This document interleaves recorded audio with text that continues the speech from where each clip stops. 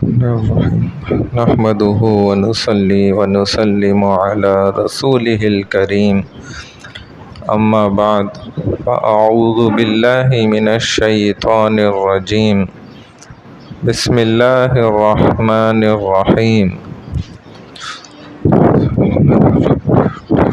علماء کی شان بہت خوب ہے۔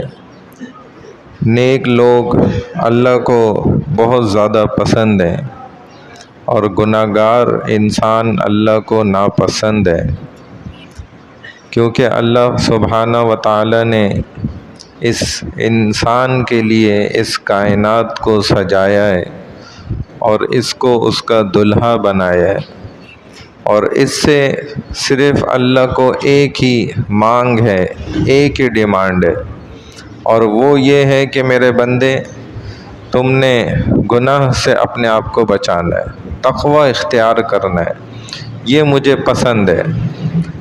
اور گناہ سے کون انسان آسانی سے بچ سکتا ہے؟ سوال یہ ہے۔ گناہ سے بچنے کے لیے گناہ کرانے والا شیطان ہے، ابلیس ہے۔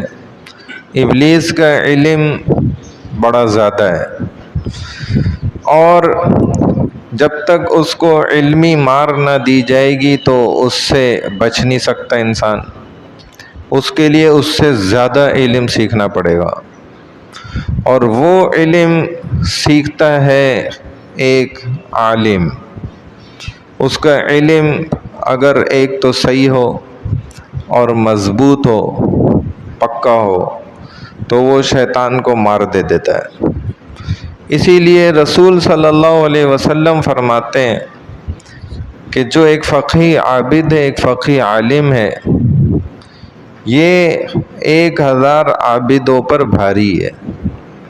جو 1000 جاہل ہے وہ اگر عبادت بھی کر رہے ہیں، اور جتنا زور 1000 عابدوں کو شیطان کو گمراہ کرنے میں لگتا ہے، وہ ایک عالم جو فقیہ ہے اس کے اوپر اس کو صرف کرنا پڑتا ہے، اتنی محنت لگانی پڑتی ہے، تب بھی وہ اس میں بعض دفعہ ہار جاتا ہے شیطان۔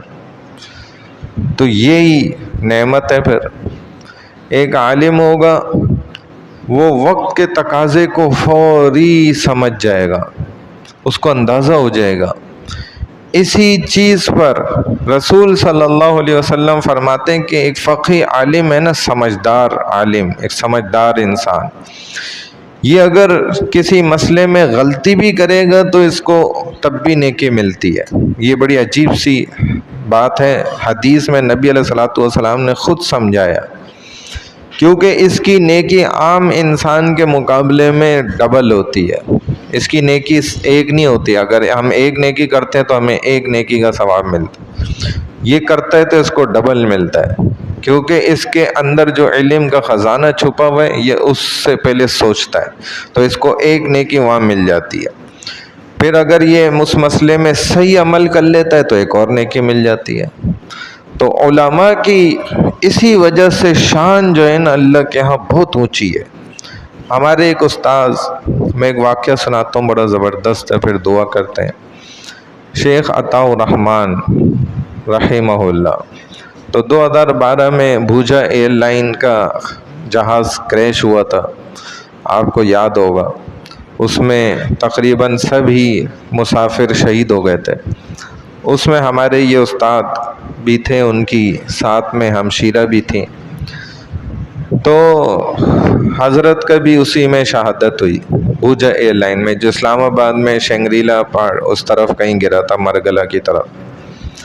تو اس میں شیخ عطاء الرحمن صاحب جو ہمارے استاذ ہیں، ان کی بھی شہادت ہوئی، اور جب ان کی لاش ملی نا تو وہ ایسے تھی جیسے نماز میں ہوتا ہے نا انسان، تو ایسے تھی لاش۔ یہ ہمارے ایک ساتھی ہمارے ساتھ جس نے 8 سال پڑھا تھا، وہ سال کی جماعت پہ چل رہا تھا تبلیغ میں، تو اس کو جب پتہ چلا کہ استاد جی کی شہادت ہو گئی، وہ بھی ان کے گاؤں پہنچ گیا، آبائی گاؤں جو تھا، وہیں پہ غسل دیا جا رہا تھا، تو یہ بھی ادھر شامل تھا، تو اس نے دیکھ کے بتایا کہ میں نے استاد جی کو اس حالت میں دیکھا جو نماز کی قیام کی حالت ہوتی ہے نا.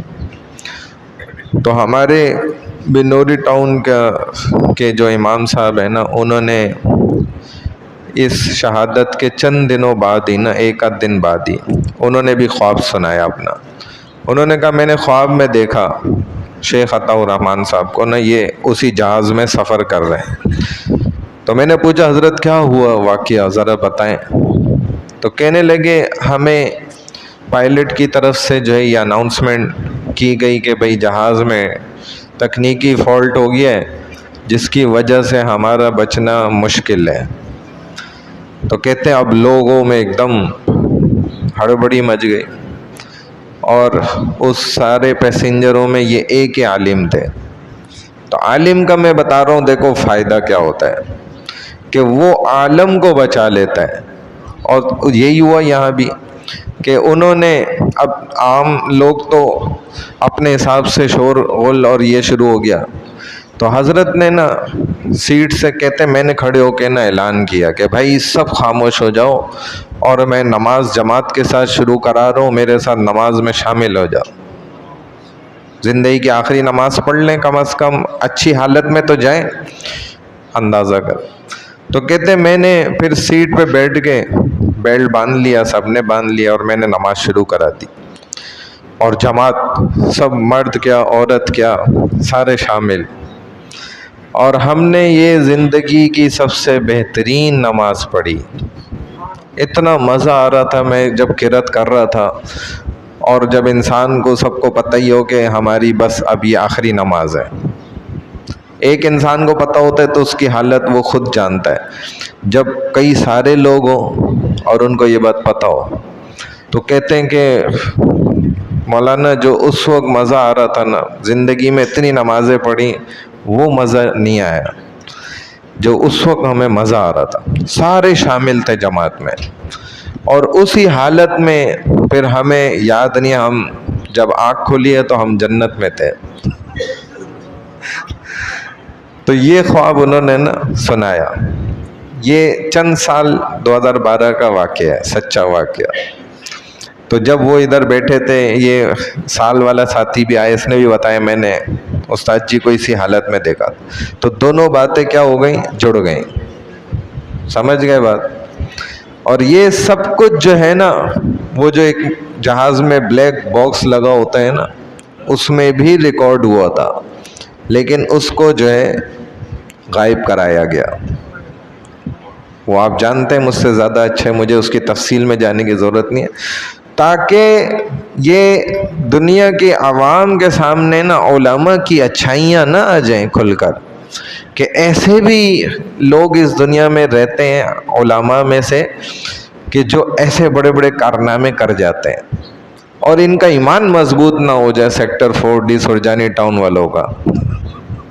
تو میں نے بھی آپ کو دیکھے جو سنا مضبوط ذرائع سے، تو میں نے سنا دیا. اللہ ہمیں علماء کی نہ بھائی عزت کرنے کی توفیق عطا فرمائے. سبحان اللہ و بحمدہ، سبحانک اللہم و بحمدک، نشہد ان لا الہ الا انت، نستغفرک و نتوب الیک، برحمتک یا ارحم الراحمین.